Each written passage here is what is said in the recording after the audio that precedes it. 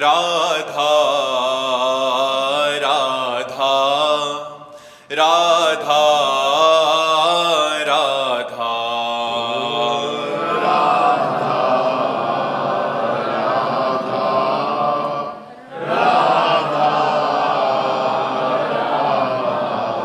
हाय राधा राधा राधा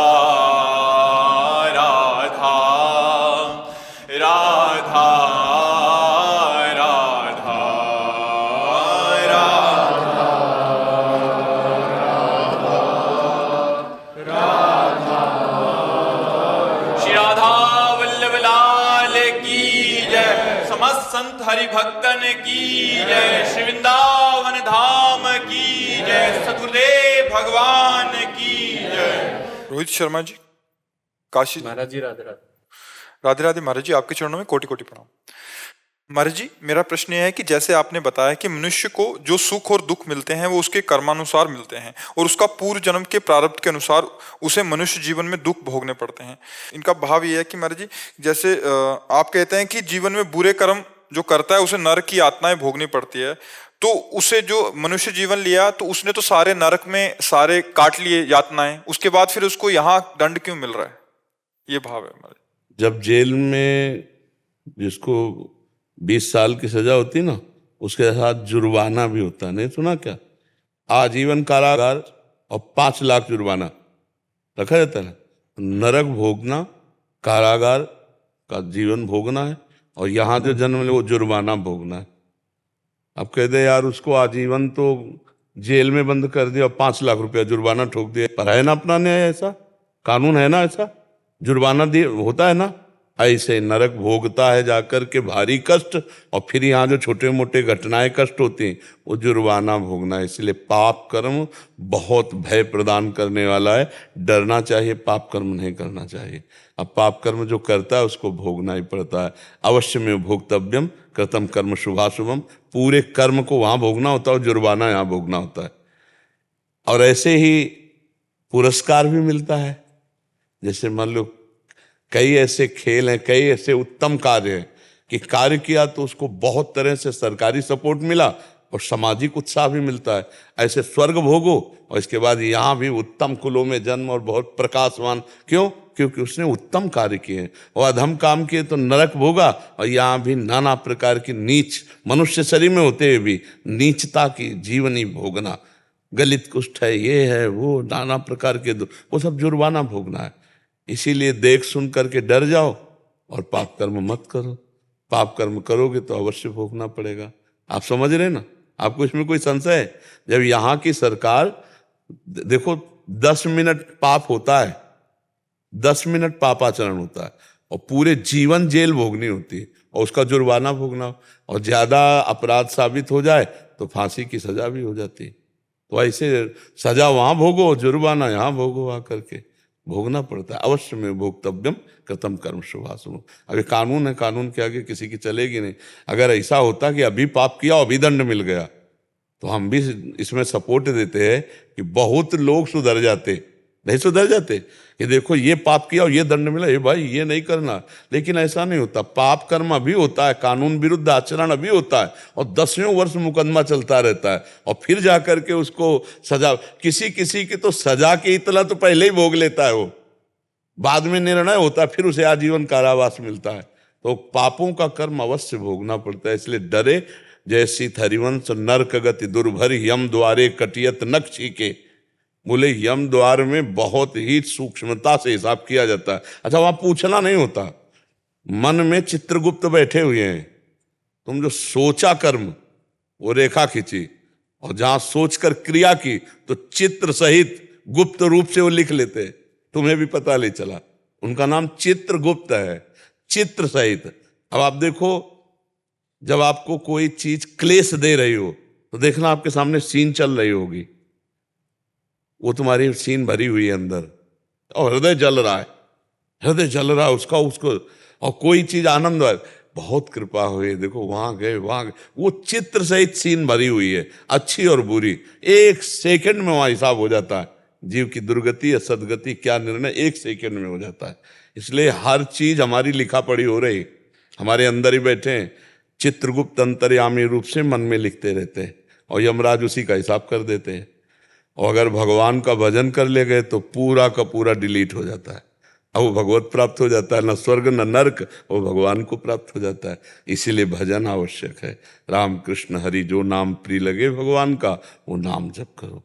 समझ पा रहे हो आप? कोई बच्चा है 4 साल का, वो कैंसर से पीड़ित है, हाँ, 84 लाख योनियां उसने भोग ली जब मनुष्य का जीवन मिला उसको। नहीं, उनको बीच बीच में आया है, संस्कृति मांझ बरियाई के पायो। अभी पूरा शास्त्रों का ज्ञान तो है नहीं, ये थोड़ी कि 84 लाख क्रॉस के बाद मनुष्य योनि मिलती है। 84 लाख का चक्र है। संस्कृति मान, संस्कृति माने होता चक्र, मान माने होता बीज, बीच में संस्कृति मान बरियाई के जबरदस्ती रोक दिया, और भगवान करुणा करके उसे मनुष्य दे दिया। अब जैसे गर्भ में ही किसी रोग से पीड़ित है बच्चा, तो पुराना जीव है, कपड़ा नया उसको मिला है। जीव तो पुराना है, पुरातन है ना, बहुत जन्मों से पाप कर्म करता चला आ रहा है। अब जैसे यहाँ जो माता बहन गर्भ में बच्चे की हत्या करवा दी, किसी भी तरह से नष्ट करवा दिया, अब वो पाप तो बना ना। अब जब वो गर्भ में जाएंगे, अब उनको कष्ट किस रूप में दिया जाएगा नरक भोगवाने के बाद, कि गर्भई में अंग भंग कर दिया जाएगा, गर्भई से भी। इतना बड़ा बच्चा है, अभी गोद में है, 500 शुगर है, छोटा बच्चा है, चश्मा चढ़ गया है, छोटा बच्चा अभी घुटनों के बल खेल रहा है, कैंसर हो गया। अब ये पाप कर्म का वो जुर्माना है, बड़े बड़े पाप कर्मों के बड़े बड़े जुर्माने होते हैं। ये पूरा दंड नहीं है, दंड तो पुरखा कांपते हैं, ऐसा दंड कोलू में पेरा जाता है। जैसे यहाँ एक बार किसी स्त्री से बलात्कार किए तो वहां लोहे की स्त्री बनी हुई है, तपते हुए लोहे की। अब वहां एक बार आपने किया है, और वहां 1000 वर्ष आपको चिपकाया जाएगा, मरना है नहीं। ऐसे स्त्री के लिए, पुरुष के लिए। यहाँ तुम आप सूप बना के पी रहे ना, मछली का, इनका ऐसे जो है, वहां कोलू में पेरे जाओगे, वहां काट काट के तुम्हारा ईमान तुम्हें खवाया जाएगा। यहाँ पकोड़े तल रहे वैसे तुम्हें तला जाएगा। नरकों के जब वर्णन सुनो ना तो अच्छे अच्छे कांप जाते हैं, छोटे से छोटे पाप का उसको दंड। तो दंड तो वहां मिला, और शेष उसको जो जुर्माना है वो यहाँ भोगना पड़ता है। अब ये कैंसर आदि कोई भयानक दंड थोड़ी है, भयानक तो दंड वहां है, गैस के कूप में बंद कर दिया, बोले 1000 वर्ष तक मरना है नहीं, 1000 वर्ष तक प्रतिपल मरेगा, मरना है नहीं, पर प्रतिपल मृत्यु का उसको कष्ट होगा। फेंक दिया सालमली नरक में, ऐसे तलवार जैसे काटे, अब चुभ के, और उसमें 1000 वर्ष फरे तड़पड़ाता रहेगा, मरना है नहीं, वो है दंड। अब यहाँ है कि भाई कोई अंग में कोई कांटा घुस गया, वो है जुर्माना।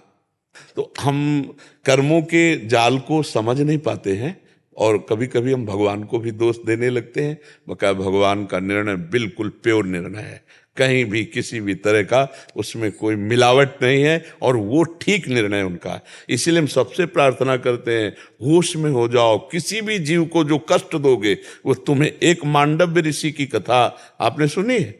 मांडव्य ऋषि बहुत बड़े महात्मा हुए, तो वो अपने आश्रम में हाथ उठाकर, दोनों हाथ ऐसे उठाकर मंत्र जाप करते हुए समाधिस्थ खड़े थे। कुछ लोग राज कर्मचारी पीछा किए हुए थे चोरों का, वो उनके आश्रम में घुस गए बचने के लिए। अब वहां चोर माल सहित पकड़े गए, तो उन्होंने समझा महात्मा ड्रामा कर रहा है। अब महात्मा को भी साथ में बंदी बना लिया, और अभी वो होश में ही नहीं है, समाधिस्थ है। तो राजा ने उनको आदेश किया, जाओ इनको सूली की सजा में चढ़ा दो। और सूली की सजा पहले होती थी भाले जैसी, और ऐसे ऊंचे से ले जाकर छोड़ दिया, और गुदा द्वार में घुसती थी वो। इतनी घुसी और तड़पड़ा करके मरता था, कोई 8 घंटे में, कोई 20 घंटे में, कोई 30 घंटे में। अब जब महात्मा के सूली घुसी तो उनको चेतना आई, तो लगा पद्मासन, उसी सूली में बैठ गए। अब दूसरे तीसरे दिन जब जो अपराधियों को सूली की सजा मिली तो पुराने वाले उतार दिए जाते थे 100। जब वहां गए तो सब तो मरे थे, महात्मा पद्मासन। वो भाग के बताया जाके कि कोई महात्मा, तब वो राजा आए, प्रणाम किया और कहा महाराज जी मुझे नहीं पता था कि आप निर्दोष हैं और मेरे से गलती हो गई, क्षमा। बोले मुझे आपसे नहीं मतलब है, सूली निकालो, मैं सीधे धर्मराज से बात करता हूं, क्योंकि तुम तो एक निमित्त मात्र हो, दंड देने वाला विधान तो कोई। तो सूली लाख प्रयास किया गया, निकली नहीं, तो काट दी गई। महाभारत में भगवान व्यासदेव जी ने लिखा है। तो अणिमांडव्य ऋषि उनका नाम पड़ा। वो सीधे धर्मराज के पास यमपुरी गए और यमपुरी में जाकर के कहा कि आप हमको पहले ये बताओ कि मैं बचपन से भगवान का भजन कर रहा हूं, कोई अपराध किया नहीं, ये कौन सी सजा दिलवाई? क्योंकि वहां से काम होता है, निमित्त किसी को बुलाया जाता है। तो उनका महाराज नाराज मत हुई। तो जैसे टेलीविजन चालू हो जाए ना तो सीन दिखाई दे, उनको दिखाया। अब वो बाल्यावस्था में तो उन्होंने वो तितली की गुदा में बम्बूल का कांटा ऐसे डाल के छोड़ दिया था और वो तड़प के मर गई थी। तो उनकी गुदा में सूली डाली गई। तब उन्होंने कहा बालक को कोई ज्ञान नहीं होता। आज से मैं मर्यादा रखता हूं कि 14 वर्ष तक की अवस्था के किए हुए पाप उस पर लागू नहीं होंगे, 14 वर्ष के बाद के लागू होंगे। मांडवी ऋषि ने और कहा तुम्हारा निर्णय ठीक नहीं था, क्योंकि मैं बालक था और बाल्यावस्था में पाप और पुण्य, दुख और सुख का ज्ञान नहीं होता, इसलिए तुम्हें मैं शाप देता हूं 100 वर्ष तक मृत्यु लोक को जाओ। तो वो विदुर जी के रूप में आए, पर वो कांटा लगा के छोड़ दिया था गुदा में, तो सूली आज भी उनके है। अणिमांडव्य ऋषि, अणिमांडव्य ऋषि। कर्मों का बहुत विचित्र जाल है, बड़े बड़े महात्माओं को भी भोगना पड़ता है और भगवान से विमुख होने पर पाप कर्म बनी जाते हैं। अगर हर समय हम नाम जप करें, भगवान का चिंतन करें, तब तो हमारी बुद्धि शुद्ध रहेगी। और हर समय नाम जप करना बहुत कठिन है। संसार के दृश्य ऐसे है, संसार के खेल ऐसे है कि वो एकदम घसीट लेते, हम भूल जाते हैं भगवान को। और भगवान को भूले तो कहा हनुमंत विपत्ति प्रभु सोई, जब तो सुमिरन भजन में कहीं न कहीं माया फंसा लेगी, कोई न कोई पाप बन जाएगा। तो समझ पा रहे आप? अब भी कोई संशय? महाराज जी आप जी के दर्शन करके मन को बहुत संतुष्टि मिली महाराज जी। आपके दर्शन करके ये तो आपकी पवित्र दृष्टि है, इसलिए ऐसा। जिसकी जैसी दृष्टि होती है वैसा उसको अनुभव होता है। संतों की पवित्र दृष्टि होती है तो उसी पवित्र दृष्टि से उनके हृदय में शीतलता जाती। ये हमारी महिमा नहीं, ये आपकी दृष्टि की महिमा है। जाकी रही भावना जैसी, प्रभु मूरत देखी तिन तैसी। अपनी भावना से देखते ना, भगवान श्री कृष्ण को जब दुर्योधन देखता था तो जलन होती थी उसको, और जबकि भगवान सच्चिदानंद में तो दृष्टि का सारा खेल है। हाँ, सृष्टि में दृष्टि का खेल है। हमारी जैसी किसी की ब्रह्म दृष्टि है, किसी की भगवत दृष्टि है और किसी की सांसारिक दृष्टि है। तो जो जैसी दृष्टि से होता है वैसा उसको अनुभव होता है। तो ये आपकी पवित्र दृष्टि, इसलिए आपको ऐसा अनुभव हो रहा है जी। संतोष यादव जी दिल्ली से। राधे राधे महाराज जी। महाराज जी, सत्यनारायण की मूल कथा क्या है? जो हम सुनते हैं वो तो 5 अध्याय में 5 भक्तों की कथा का उदाहरण दिया जाता है कि उन्होंने कथा सुनी और उनका उद्धार हुआ। भगवान सत्यनारायण की श्रीमद् भागवत पुराण, श्री शिव पुराण, श्री अम्बा पुराण, जितने 18 पुराण हैं ये भगवान की कथा है। उसमें महात्म सुनाया गया है। जो 5 अध्याय महात्म सुनाया गया ना, और महात्म सुना कहा जाता है जो इस कथा को सुनेगा वो भगवान को प्राप्त होगा। तो भगवान सत्य है, भगवान नारायण है। तो सत्य और नारायण की जितने पुराण सब उन्हीं की कथा है। वही देवी रूप हैं, वही शिव रूप हैं, वही गरुड़ पुराण हैं, वही नाना प्रकार की जो भगवान की कथाएं उन्हीं की हैं। वो घर गृहस्थी में इतना टाइम नहीं कि पूरा पुराण सुने, तो महात्म सुन के शालिग्राम भगवान को स्नान करवा के चरणामृत और पंजीरी बट जाती। कथा है 18 पुराण, जितने 18 पुराणों भगवान की कथा है। जिन भगवान से प्रेम वो सब सत्य है, वो सब नारायण है। कोई भी कथा भगवान की, चाहे श्रीमद् भागवत पुराण सुन लो, चाहे शिव पुराण सुन लो, चाहे गणेश पुराण सुन लो, चाहे अम्बा पुराण, देवी भागवत सुन लो, ये सब भगवान की ही कथाएं हैं। उनमें तो गांव में महात्मा सुना देते हैं, 5 अध्याय सुना शंख, बोले सत्यनारायण की कथा हुई। वास्तविक सत्यनारायण की कथा नहीं, सत्यनारायण की कथा का महात्म्य हुआ। कथा तो महापुराणों में स्थित है। भगवान की, श्री कृष्ण जी के चरित्र सुनो, श्री विष्णु जी के चरित्र सुनो, श्री हरि के और भी अवतार, रामचरित्र हैं, भगवान के और भी लीलाएं, वाराह चरित्र, नरसिंह चरित्र, ये सब सत्यनारायण के ही चरित्र हैं। समझ पा रहे आप जी? राधा वल्लभ श्री हरिवंश महाराज जी। महाराज जी, मैं पेशे से अध्यापिका हूँ। मेरा मन सदैव नकारात्मक विचारों से भरा रहता है। मेरे मन में ये भय रहता है कि मेरे द्वारा किसी छात्र या छात्रा के साथ कुछ गलत आचरण ना हो जाए। इस भय से मैं विद्यालय भी नहीं जा पा रही। नहीं, ऐसा नहीं, ऐसा नकारात्मक सोचेंगे किसका है? ऐसा नकारात्मक सोचेंगे तो आपको जीने नहीं देगा मन। हर समय ना डर सा बना रहता है कि कोई पाप आचरण ना हो मेरे द्वारा कुछ भी। नहीं, डर रहना अच्छी बात है, लेकिन इतना डर बैठ जाए कि हम अपने कर्तव्य को न कर पाए, ऐसा नहीं। ये मन जब हमसे पाप बन जाते हैं पूर्व में या वर्तमान में, तो ये हमको मन ही दंड देने लगता है नकारात्मक सोच के द्वारा। ये जो निगेटिव सोच है ये हमारे पाप का परिणाम है। अभी पॉजिटिव सोच हो जाए तो आनंद आ जाए ना। निगेटिव मतलब पॉजिटिव हो ही नहीं पाती। हाँ, नाम जप करो, आप देखो। नाम जप करती हूँ तो थोड़ा घबराहट और होती है। हाँ, पाप नष्ट होता है ना, तो आप डट के करो। जैसे दवा कड़वी लगे पर डॉक्टर कह दे इसी से दवा से ठीक हो जाएंगे, तो हम फिर वो दवा लेते हैं ना, तो थोड़ा मन को तो परेशानी पड़ेगी क्योंकि उसके पाप नष्ट होंगे। पर आप जबान से शुरू कर दो, राधा राधा राधा राधा। करती हूँ पर घबराहट का ज्यादा होती नहीं, बिल्कुल चिंता मत करो, घबराहट मुक्त कर देगा। वो घबराहट बढ़ा नहीं रहा, वो घबराहट मिटा रहा है। निर्भय हो जाओगे, निर्भय। कुछ काम करने का मन नहीं करता, ना कहीं जाने का, ना कहीं। हाँ बिल्कुल, मन, ये देखो सारा खेल मन ही का है, और ये ज्यादा बिगड़ जाए तो मार भी डालता है। मन ही है, नहीं मार डालता। अभी इतना परेशान कर देगा, लगेगा झंझट खत्म हो, चलो। लोग निगेटिव सोचते सोचते डिप्रेशन में चले जाते हैं, और फिर वो ऐसा, क्योंकि हमें दवाई चल रही है। हमारे पास एक डिप्रेशन के मरीज आए थे, तो वो यही कहते थे कि मुझे हर समय मेरा मन कहता रहता है कि शरीर पूरा कर दो, शरीर पूरा कर दो। एक भय लगा रहता है, ऐसा लगता है तो अच्छा है। मर जाने से कोई वहाँ आपके लिए महल थोड़ी तैयार, बहुत दुर्गति होती है आत्महत्या करने वाले की। तो कभी शरीर त्यागने की बात ना सोचे, नाम जप करो, थोड़ा सत्संग सुना करो। सुनते हो? हाँ। नियम पूर्वक सत्संग सुनो, और कोई अब गंदा आचरण न बनने पावे शरीर से। इसी का डर रहता है, इसी का डर रहता है बहुत। नहीं, आचरण बनने नहीं पाए इसका डर थोड़ी रहना है। ये हमें करना नहीं है तो हमें डर क्या है? देखो, डर नहीं, अगर डर बैठा लोगे तो फिर कुछ कर ही नहीं पाओगे। अब ये डर जाए कि संतों के पास जाएंगे तो कहीं अपराध न बन जाए, धाम में जाएंगे तो अपराध न होता है। हाँ, नहीं, नाम जप करो, नाम जप करो, कोई मत डरो। और सबसे बढ़िया बात देखो, अगर हमसे कोई गलती बन जाती है तो हमारे प्रभु माता पिता की तरह हैं, वो क्षमा कर देंगे। ऐसा थोड़ी कि हम एकदम डिप्रेशन में चले जाएं, परेशान हो जाएं, ऐसे नहीं। आज से आप नाम जप करो, सत्संग सुनो, और आप स्कूल जाओ। और विद्यार्थियों, दिमाग से, माइंड से ध्यान नहीं हटता है, हर वक्त सोच में ही रहता है पूरा टाइम। वर्तमान का कार्य भी ध्यान नहीं रहता, क्या करना है क्या नहीं करना है। ऐसा तो नहीं है, ऐसा नहीं। आप बिल्कुल उसको निगेटिव में ले गए, आप बिल्कुल नहीं, अब ऐसा नहीं, ऐसा।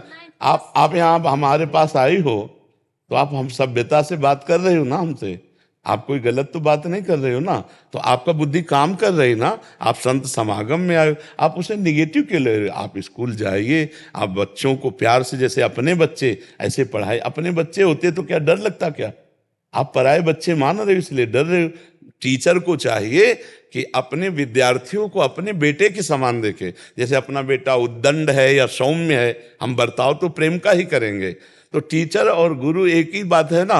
अंग्रेजी में उसे टीचर कहते हैं, हमारी शास्त्रीय भाषा में उसे गुरु कहते हैं, और अपनी जो विद्यालय की भाषा है अध्यापक कहते हैं। गुरु, अध्यापक, टीचर एक ही बात है, वो माता पिता के समान होता है। वो हमारे अंदर, हम तो प्रणाम करते हैं। अगर उन्होंने हमको काखा गागा ना सिखाया होता तो आज हम शास्त्र का जो ज्ञान प्राप्त किए वो नहीं प्राप्त कर पाते। तो टीचर एक भगवान का स्वरूप है। आप माता पिता के भाव से अपने बच्चों को पढ़ाइए जाकर, डरिए मत। और जितना एकांत रहेंगे उतने आपको परेशानी करेगा। तो दिक्कत ये, मेरा एकांत बहुत ज्यादा हो जाता है वहाँ। अब दिक्कत हटाओ, जब एकांत बैठो, सत्संग और कोई काम करो, घर के भी कार्य करो, पोछा लगाना, सोनी लगाना, रसोई बनाना, बड़े बूढ़ों की सेवा, मन को लगाओ। अगर इन्हें लगाओगे तो बहुत बदमाश है, ये उल्टा फंसाता चला जाएगा।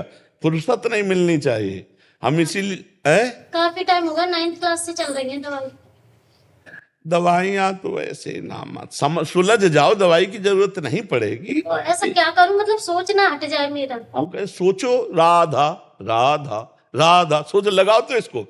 ये एक भूत है मंत्र। एक शिष्य ने गुरुजी से मंत्र लेकर के भूत को सिद्ध किया, तो भूत ने कहा हमें काम बताओ, तो उसने काम बता दिया, वो 2 मिनट में कर दिया। इसके बाद का काम नहीं बताओगे तो उठा के पटक देंगे हमको।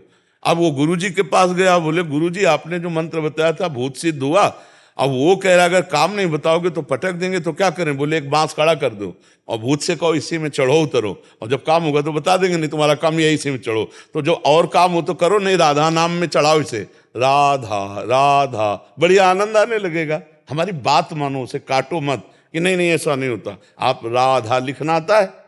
देखो राधा लिखो अपने दिमाग में। गौरव शर्मा जी।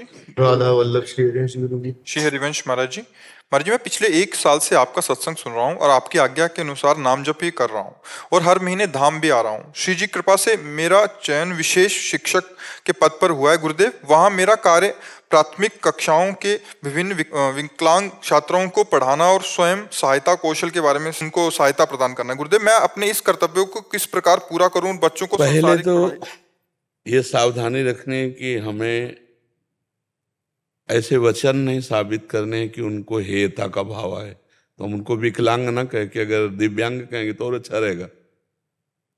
विकलांग शब्द से एक हेयता प्रकट होती है, नहीं वो हेयता उनके हृदय में उनको कमजोर कर देगी। तो हम पहले शब्दों का और ऐसे शब्द बोले जिससे उनके हृदय में उत्साह प्रकट हो।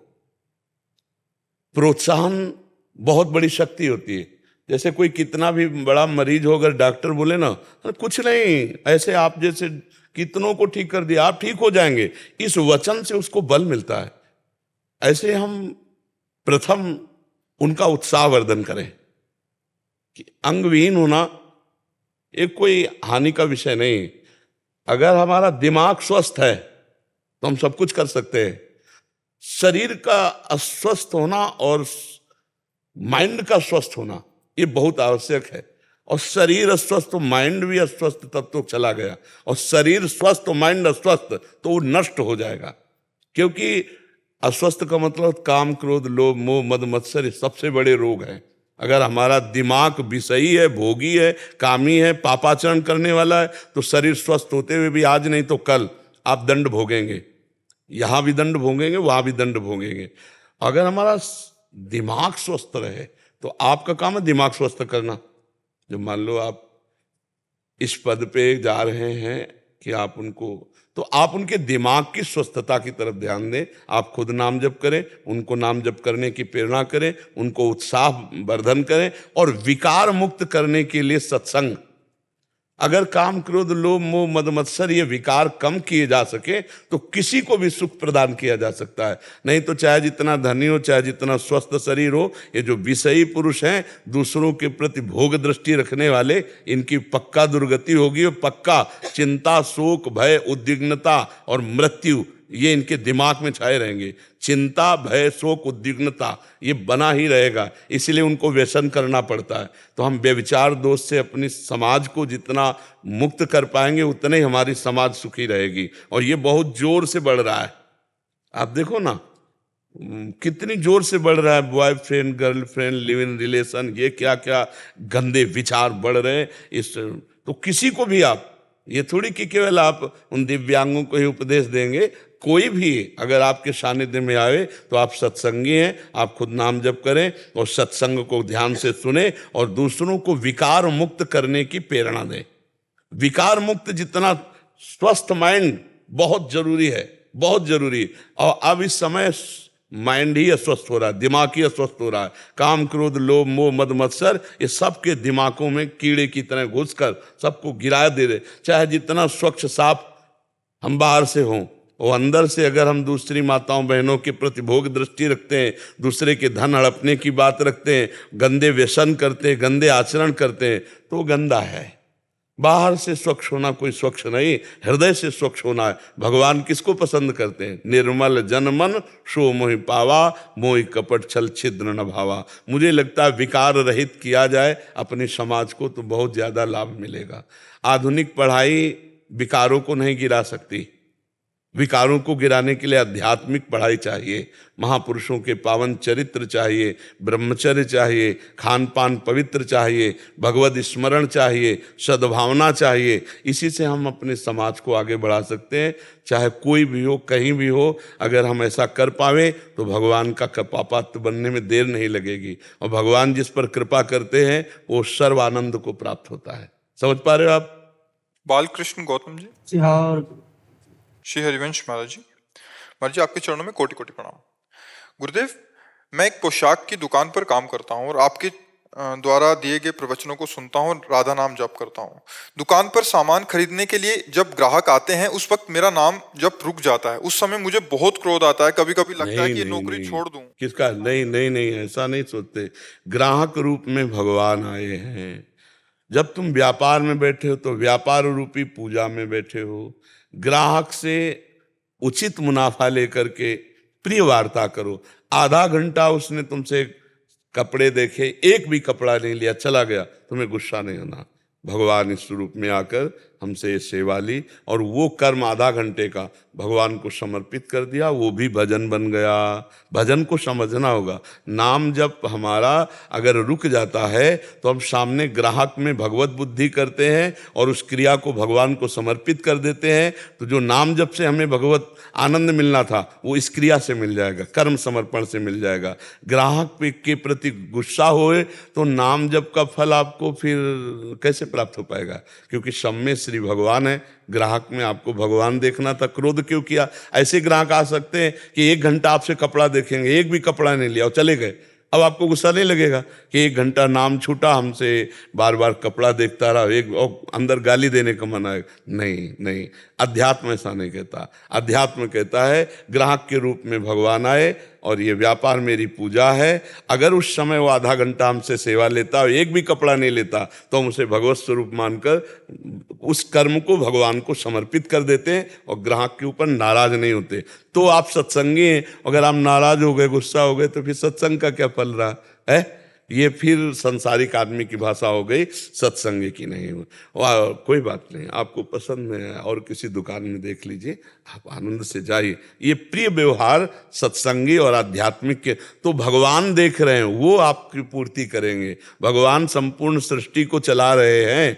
आप विश्वास कीजिए, जिसकी पूर्ति भगवान करते हैं उसका हृदय शीतल रहता है। और भगवान से जो नहीं जुड़ा है तो चाहे अरबों खरबों हो, कभी संतोष नहीं हो सकता, कभी शांति नहीं हो सकती, दरिद्रता बनी रहेगी। दरिद्रता का मतलब अंदर से मांग बनी रहेगी, मांग बनी रहेगी। जब भोगों की मांग है, धन की मांग है, तो उसे दरिद्र ही तो कहते हैं। और जब आवे संतोष धन, सब धन धूर समान। भगवान से चित्त को जोड़ो, सब में भगवान है, ग्राहक से नाराज मत हो। उस वक्त कैसी राधा नाम मुझे जब नहीं, राधा नाम उस समय नहीं भी चल रहा है तो हम वार्ता कर रहे हैं ना, और व्यापार, हम बस हमारे शब्दों को समझो। उस समय हम व्यापार रूपी पूजा कर रहे हैं। जैसे हम आरती गा रहे हैं भगवान की, तो भगवान के लिए गा रहे हैं ना, ऐसे हम भगवान के लिए वार्ता कर रहे हैं। ये कपड़ा इतने मीटर का है, इसमें इतने मीटर, इतने रुपए का है, ये इतने का है, इसकी क्वालिटी ये है। और हम उचित मुनाफे पे आए हुए ग्राहक रूपी भगवान को प्रसन्न करके कपड़ा दे देते, हमारी पूजा हो गई। वो नहीं लेता तो भी हमारी पूजा हो गई। उस समय राधा नाम छूटना नहीं माना जाएगा, क्योंकि आप व्यापार रूपी क्रिया। जैसे कोई ऑफिस में है, अब 1 घंटे उसे एकाग्रता पूर्वक ऑफिस का काम करना है। बैंक में है, वो अगर थोड़ा भी चूक करेगा तो लाखों का इधर उधर हो सकता है। तो वो पूरा एकाग्र उस समय नाम जप नहीं कर पा रहा, तो वो सेवा भजन ही माना जाएगा। जब यत करोसी, वो कर्म भगवान को समर्पित कर दिया जाए। इसीलिए युद्ध जैसी सेवा को भी भगवान ने भजन कहा है। अर्जुन से युद्ध रूपी सेवा, क्योंकि उस समय छात्र धर्म के अनुसार सामने युद्ध आया हुआ है। जी राहुल शर्मा जी, ग्वालियर से। राधे राधे। श्री हरिवंश महाराज जी, आपके चरणों में कोटि कोटि प्रणाम। महाराज जी, ध्रुव जी के चरित्र में महाराज जी से सुना है कि उन्होंने नारद जी से प्राप्त मंत्र का 7 दिन 7 रात्रि जप करने से आकाशचारी सिद्धों के दर्शन होने लगे उन्हें। क्या ऐसा अनुभव हमें भी हो सकता है उसी मंत्र को जपने से? क्या ये मंत्र गुरु मंत्र? पर इसमें बात ध्यान रखना, ऐसे मंत्र जपना अलग बात है, परम सिद्ध नारद जी भगवान के अवतार हैं और बड़ा निर्मल हृदय ध्रुव जी का है। 5 वर्ष की अवस्था है और वो आदेश करते हैं कि तुम 7 दिन 7 रात्रि जपोगे तो तुम्हें सिद्धों के दर्शन होंगे। तो इसमें प्रधानता मंत्र जप की नहीं है, इसमें प्रधानता देवर्षि नारद जी के वचन की है कि 7 दिन 7 रात्रि जपने मात्र से जो सिद्ध महापुरुष हैं उनके तुम्हें दर्शन होने लगेंगे। ये सबके लिए नहीं है, ये केवल देवर्षि नारद जी ध्रुव को आदेश कर रहे हैं। तो देवर्षि नारद जी के वचन के प्रभाव से ध्रुव जी को दर्शन हो रहे हैं। नहीं तो 7 दिन मंत्र जप के देख लो आप, ऐसे 7 दिन 7 रात्रि। हाँ, ऐसा नहीं कि व्यर्थ जाएगा, वो कृपा करेगा, किसी सिद्ध गुरुदेव की तरफ ले जाएगा। जब तक पूर्ण पुरुष महापुरुष भगवत प्राप्त महापुरुष नहीं मिलते तब तक ये दिव्य आनंद की अनुभूतियां नहीं होती। नहीं, हाँ, देवर्षि नारद जी भगवान के अवतार हैं। और ध्रुव जी की बात देखो, कितनी जोर की परीक्षा में पास है वो। कह रहे तुम्हें सिंहासन में चढ़ने से रोका था, अभी चलो, बालक का क्या मान अपमान, जो मैं आदेश करूंगा तुम्हें राज सिंहासन दे देंगे महाराज उत्तानपाद। तो उन्होंने कहा नहीं। देवर्षि नारद जी से कहा, मुने आपको पता मेरा क्षत्रिय स्वभाव है, एक बार जो निश्चय कर लिया वो टल नहीं सकता, मैं बन जाऊंगा। बोले वहां भयानक जीव तुम्हें खा डालेंगे। तो बोले भय और प्रलोभन दोनों बातें दिखाई, लेकिन ध्रुव जी तनिक भी विचलित नहीं हुए। तब उन्होंने कहा जाओ, ये 12 मंत्र, यमुना त्रिकाल स्नान, मधुपुरी मथुरा, और यहां जाकर अनुष्ठान करो। 7 दिन 7 रात्रि में दिव्य सिद्धों के दर्शन होंगे और बहुत अल्प काल में तुम्हें भगवत साक्षात्कार हो जाएगा। तो 6 महीने में भगवत साक्षात्कार कर लिया। पर कितना कठिन, सूखे पत्ते, फिर वायु को भी रोक दिया। जो ही वायु को रोका समस्त ब्रह्मांड की वायु रुक गई और भगवान को तत्काल आना पड़ा। तो ध्रुव जी जैसे तो ध्रुव जी, प्रहलाद जैसे तो प्रहलाद जी, नारद जी जैसे तो नारद जी। हम उनकी चरण रज का आश्रय लेकर थोड़ा भजन कर ले, यही हमारे सौभाग्य होंगे। समझ पा रहे हैं आप जी? महाराज जी, एक और प्रश्न है। लीला में प्रवेश प्राप्त संतों को इच्छानुसार लीला दर्शन होते हैं या केवल अपने इष्ट की ही लीला के दर्शन होते हैं, या इस भागवतिक स्थिति में कोई संकल्प विकल्प नहीं होता, कोई लीला इष्ट की इच्छा से ही होती है? एक प्रवाह होता है, कोई संकल्प विकल्प नहीं। यंत्रवत, जैसे कठपुतली उतने नाचती है जितना कठपुतली नचाने वाला होता है, ऐसे ही उस महापुरुष का अंतःकरण केवल श्री भगवान होते हैं। उस समय क्या स्फुरित हो रहा है उसके बस की बात नहीं। कौन सी लीला चल रही ये उसकी सोची हुई बात नहीं। सोच, चाह, इच्छा, संकल्प ये तो साधना में ही नष्ट हो जाते हैं, सिद्ध पुरुष में नहीं रहते। ब्रह्मभूता प्रसन्नात्मा न सोचति न कांक्षति समाः सर्वेषु भूतेषु मद भक्तिम लभते पराम। कोई सोच नहीं, कोई चाह नहीं, बस चल रहा है। रिमोट ठाकुर जी के हाथ में, अंतःकरण रूपी पर्दे पे चल रहा है। अब उसमें जो प्रभु चला रहे हैं, क्या लीला चल रही, क्या उसके द्वारा करवा रहे हैं, क्या उसके द्वारा बुलवा रहे हैं, वो देख रहा है मात्र। हो रहा है, सब हो रहा है। वो ऐसी स्थिति होती कि हो रहा है, वो देख रहा है, ये हम कह रहे हैं, लेकिन वो देख रहा है ऐसा उसे भान भी नहीं है। उसमें इतना डूबा हुआ है कि मैं की भी विस्मृति हो चुकी है, तभी वो लीला में प्रवेश पाता है। अब वो स्वाद ऐसा है, वो रस ऐसा है कि अनिर्वचनीयम प्रेम स्वरूपम, वाणी से कहा नहीं जा सकता। जैसे हमने कई बार कहा है कि प्राकृतिक वस्तु का आनंद भी आप वाणी से नहीं कह सकते। जैसे आपको एक गुलाब जामुन पवाया, बोले कैसा, बोले मीठा, बोले नहीं कैसा मीठा, बोले बहुत मीठा, बोले कैसा बहुत मीठा, तो तीसरा उत्तर होगा आप खा के देख लीजिए, फिर आगे नहीं बोल सकते। तो प्राकृतिक वस्तु भी अनुभव, तो फिर तो चिदानंद लीला है, तो अनुभव गम में भजें जय संता। तो उसमें मैं का विस्मरण हो जाता है। भगवान ही स्वयं उसके हृदय में, भक्त के हृदय में बैठ के विविध प्रकार की लीलाएं कराते हैं। वो आंतरिक दिव्य लीलाएं और बाहरी व्यवहारिक लीलाएं दोनों उसी की, भगवान के हाथ में रिमोट होता है, भगवान ही कराते हैं। किस पर कृपा, किसको उपदेश, किसको शासन, ये सब भगवान करते हैं। देखने में लगता है अमुक भक्त को इस समय बहुत दयामय है, इस समय बहुत गुस्सा है, या वो केवल भगवान है। उस समय भगवान ही सारी लीला कर रहे हैं, बाह्य और आंतरिक दिव्य लीला। उसका अंतःकरण ढांचा केवल दिखाई दे रहा है और अंदर पूरा भगवान का अधिकार हो जाता है। कृष्ण यादव जी, कोटा राजस्थान। श्री हरिवंश गुरुदेव। श्री हरिवंश महाराज जी, आपके चरणों में कोटि कोटि प्रणाम। गुरु जी, आपने बताया कि नाम में तारण शक्ति है, नाम को चाहे कैसे भी जपो वो हमें समान फल ही प्रदान करेगा। तो गुरु जी, हम ऐसा क्यों कहते हैं कि हमें नाम को एकाग्र होकर जपना चाहिए, और जब हम नाम को एकाग्र होकर जपते हैं तो हमें ज्यादा फायदा क्यों महसूस होता है? फायदा से मतलब नहीं बच्चा। अब हम तुमको खीर पवावें और तुम्हारी एकाग्रता का अपहरण कर ले, अब तुम खीर का स्वाद ले पाओगे? नहीं ले पाओगे ना। और अगर हम तुमसे कहें कि अब प्यार से तुम एकाग्रता पूर्वक खीर पाइए, तो उसका तुम स्वाद ले पाओगे ना। अगर हमारा मन विविध वासनाओं में भ्रमित हो रहा है तो हम नाम का स्वाद नहीं ले पाएंगे। शरीर छूटेगा, मरेंगे, फिर जो हमारी गति होगी उसका हम कोई महत्व नहीं रखते। हम रखते हैं जीते जी हमारे अंदर कोई टेंशन न रह जाए और हम एक अद्भुत आनंद में, एक अद्भुत सुख में डूबें। इसके लिए एकाग्रता की आवश्यकता है। तो हम जो नाम जप करेंगे उसमें एकाग्र होंगे तो हमें स्वाद मिलने लगेगा। अगर हम एकाग्र न हो तो फिर स्वाद नहीं मिलेगा। कल्याण तो कर ही देगा, तो कल्याण करेगा मरने के बाद। हमें स्वाद चाहिए अभी। अगर अभी स्वाद नहीं मिला तो हमारा मन विषयों में नाम जपते हुए भी कूद जाएगा। वो हमको गलत मार्ग में ले जाने के लिए प्रेरित करेगा। मन हमसे गंदी बातें सोचवाएगा, तो हम सोचने का टाइम नहीं देंगे। हम मन को एकाग्र करके प्रभु के नाम में लगाएंगे। राधा राधा राधा। देखो, जीवन का कोई ठिकाना नहीं है। किसी भी क्षण शरीर छूट सकता है, हमारा या आपका। मतलब शरीर रोगग्रसित है तो इसलिए पक्का हो चुका है कि अब जल्दी ही जाने वाला है। ऐसे पता ही नहीं किसी को कब चला जाए। अगर हम नाम का स्वाद अभी न लिए तो हमें मरने के बाद जो कल्याण का है उस पर ज्यादा महत्व नहीं। हमारा महत्व है जीते जी हम निर्विकार होकर भगवान के चिंतन में मस्त हैं। भारी से भारी कष्ट की परिस्थिति में भी हम आनंदित हैं। मृत्यु का भय उपस्थित होने पर भी हमारे अंदर कोई भय न हो, तब तो हम भजन कर रहे हैं। अब चित्त डोलेगा संसार में और नाम जब कर रहे हैं तो हमारे को ये बल थोड़ी मिलेगा निर्भय होना, निश्चिंत होना, निशोक होना, आनंद से प्रफुल्लित हो जाना, रोमांचित हो जाना। इसके लिए कह रहे हैं। देखो बच्चा, जब क्लास में एक में विद्यार्थी की भर्ती होती है और वो पार्टी में गोली डंडा खींचता है तो टीचर कहता है शाबाश और टाफी देता है। लेकिन वो कई दिन अगर वैसे खींचता रहे तो थप्पड़ मारा जाएगा। इतने महीने हो गए, तू इतना ही चल रहा है। तो प्रारंभ में ये शाबाशी दी जाती है। भाव कुभाव अनख आलसहु, नाम जपत मंगल दिसि दसहु। ये तो है शाबाशी।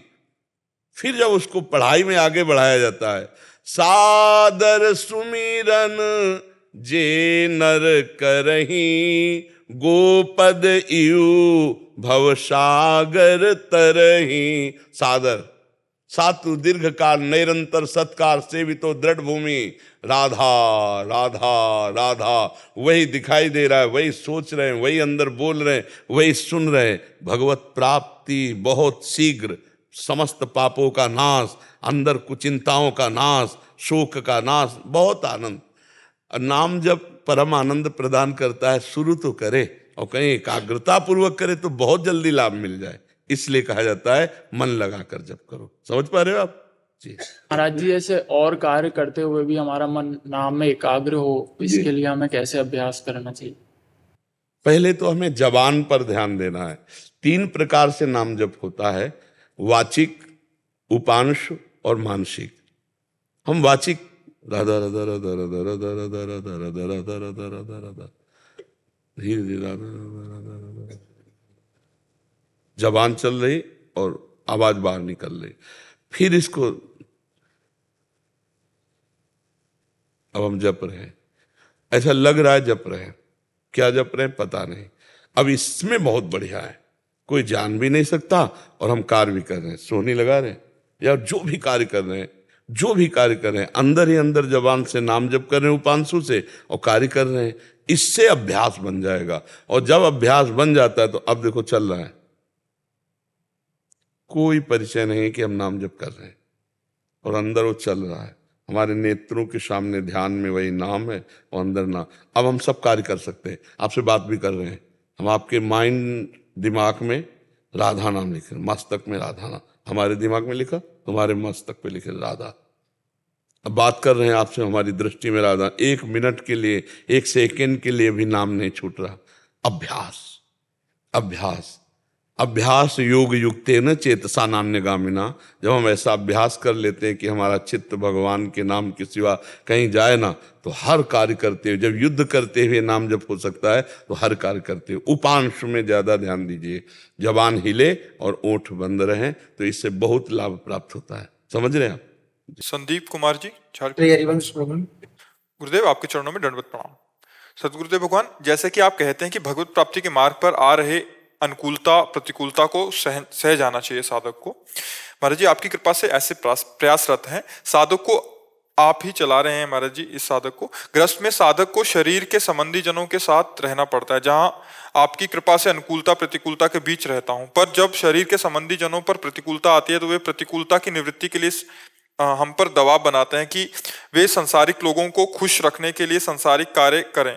कभी कभी वे कार्य हरि गुरु के निषेधात्मक कार्य भी होते हैं। गुरुदेव, ऐसी स्थिति में जैसे सांसारिक लोग जो रिश्ते जान घर आते हैं तो उनको अपने जो संबंधी जन, पारिवारिक जन कहते हैं कि नॉनवेज बनाना होगा, आप नहीं खाओ, लेकिन नहीं, ऐसा नहीं कर सकते। मना भी किया। नहीं तो ऐसा कैसे, ऐसे तुम तो इतने सयानो, प्रहलाद जी तो 5 वर्ष के थे और दैत्य राज करके संबोधन किया त्रिभुवनपति हिरण्यकश्यप को। भक्ति करनी है तो थोड़ा छाती में दम रखो। नाते नेह राम के मनियत सुहृद सुसेव्य जहां लो, अंजन कहा आंख जो फूटे, बहुतक कहाँ लो। हम तुम्हारे कारण, दुर्गति के कारण थोड़ी बनेंगे। सारे रिश्ते भगवान से संबंध। अगर छाती में दम है तो भक्ति में कदम रखो। अगर ऐसे कायर पुरुष की तरह जीना है तो भक्ति काहे को करो। ऐसे नहीं जिया जाता भगवान की भक्ति के लिए, ऐसे नहीं। इसका मतलब हम भ्रष्टाचार स्वीकार करें दूसरों के सुख के लिए, ये कौन सा सुख है, ये कौन सा धर्म है? नहीं, ये सब नहीं। अगर धर्म में चलना है तो फिर हमें नियम से चलना पड़ेगा। माता पिता परिवार रिश्तेदार नातेदार पापाचरण के लिए आदेश करें, हम मानेंगे क्या? तुम्हें माता च पिता तुम्हें बंधुश्च सखा तुम्हें विद्या द्रविणं तुम्हें सर्वम मम देव देव। भगवान को स्वीकार करके हम तुम्हारी पूजा करेंगे, लेकिन धर्म विरुद्ध आचरण नहीं करेंगे, चाहे पिता बोले चाहे माता बोले। नहीं नहीं, जाके प्रिय न राम वैदेही तजिए ताहि कोटि वैरी सम जद्यप परम सनेही। तजेव पिता प्रहलाद विभीषण बंधु भरत मातारी, गुरु बल तजेव कंत ब्रज बनितन भे मुद मंगलकारी। ऐसे हमें तो बच्चा ऐसा नहीं समझ में आता। धर्म विरुद्ध आचरण, माता पिता रिश्तेदार नातेदार वो सब नहीं है। अंजन कहाँ आंख जे फूटे, बहुतक कहाँ लो। वो अंजन किस काम का जो आंख फोड़ दे?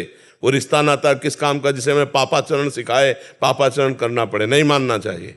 अगर भक्ति में चलना है तो हाँ, नौटंकी नाटक करना है तो कोई भी संसार का करे, धर्म पूर्वक चलने के लिए नहीं।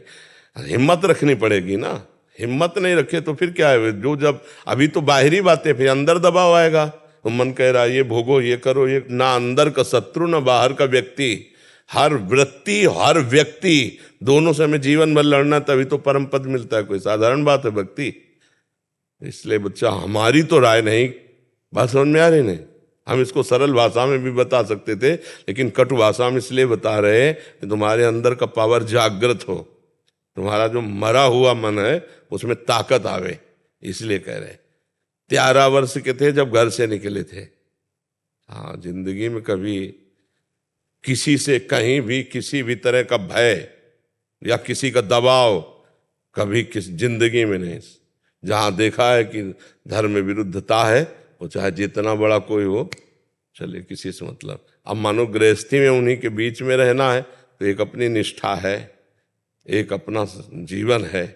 आप तिलक लगाए हो, भगवान के मार्ग के पथिक हो, किसी की प्रसन्नता के लिए मुर्गा मुर्गी काट के रांध के दोगे, हाँ तो बात तो एक ही, चाहे कटा कटाया ले आओ चाहे काट दो, बात तो एक ही, पाप तो वैसे बराबर मिलता है। और जब तुम धर्म से चलोगे तो तुम्हारी हार नहीं होगी, सामने वाले को शिक्षा भी मिलेगी। पर धर्म से युक्त चलना चाहिए। आज का सब समाज भ्रष्ट होता चला जा रहा है, सब समाज भ्रष्ट होता चला जा रहा है। जिन घरों में कभी प्याज लहसुन नहीं बनते थे, उनके बच्चे कच्चे ऐसे मछली चबाते हैं। हमको जब पता चला तो लगा एक कलिकाल है, अधिकतर लोगों की बुद्धि राक्षसी प्रवृत्ति में बढ़ रही है। भागवतिक शक्ति, पवित्र जीवन, इसमें नमक रोटी खाओ, धर्म से चलो, ब्रह्मचर्य से रहो। अभी देखो, अभी अब तुम्हारे अंदर पावर आ जाएगा। बहुत होश में चलो, नहीं कर्मों का जब फल आएगा ना, हाँ, तो भोगने में सब बहुत बहुत बहुत बढ़िया है जो इस कलिकाल में थोड़ा भी सत्संग करके भक्ति कर रहे हैं, नहीं तो ऐसे बहते चले जा रहे हैं। शराब पीना, मांस खाना, बेविचार करना, गंदे आचरण, चोरी, हिंसा, झूठ बोलना तो कोई पाप ही नहीं समझ रहा है। नहीं, झूठ बोलना तो मतलब एक पाप ही नहीं समझा जाए। और नहीं, असत्य सम पातक पुंजा, झूठ बोलना बहुत बड़ा पाप है। लेकिन कौन यहाँ झूठ, आप देखो ना, मोबाइल कितना झूठ बुलवाता है, नहीं बुलवाता? झूठ बोलना, गंदी चीजें देखना, गंदी बातें, बहुत सावधान रहो। बहुत कीमती जीवन है, एक एक क्षण आपका नोट किया जा रहा है। आप क्या कर रहे हो, वो कर्म भूमि है। यहाँ जो बोओगे वो आपको काटना पड़ेगा। ऐसा नहीं है, जो दूसरे जीवों को भूंजते हैं तो काल यही भूंज देता है। वीआईपी गाड़ी में गेट नहीं खुला, अंदर ही आग लगी, बोले 7 लोग भून गए। ये वही लोग हैं जो जीवों को भून भून के खाते हैं, तो फिर काल भगवान भून देते हैं। और बहुत बुरी तरह जो जीवों की हत्या ऐसे कष्ट करते हैं, बुरी तरह एक्सीडेंट, पूरा घुस गया सब यहाँ से, यहाँ जिंदा है, कई घंटे तड़प रहे फिर मरे। बहुत, ईश्वर का विधान कभी झूठा नहीं होता, और वो पाई भर बख्शता नहीं है किसी को। इसलिए अवश्य में भोक्तव्यम कृतम कर्म शुभाशुभम। अपने जीवन के कर्म बड़े संभाल संभाल कर कीजिए। देखो, एक चींटी के पीछे अंगुली आप ऐसे लगाओ, वो प्राण बचाने के लिए भागेगी। तो हर जीव चाहता है अपने प्राणों की रक्षा, तो कम से कम मनुष्य होकर किसी जीव को कष्ट मत दो। दाल रोटी और 56 प्रकार के भोग हमारे ठाकुर जी को लगते हैं। 56 प्रकार के भोग, अन्न में ऐसे ऐसे बलिष्ठ और स्वादिष्ट पदार्थ है, ये दूसरे के घृणास्पद। यार कितना गंदा मनुष्य हो गया है कि मतलब सुअर कुत्ता भी नहीं बख्श रहा है।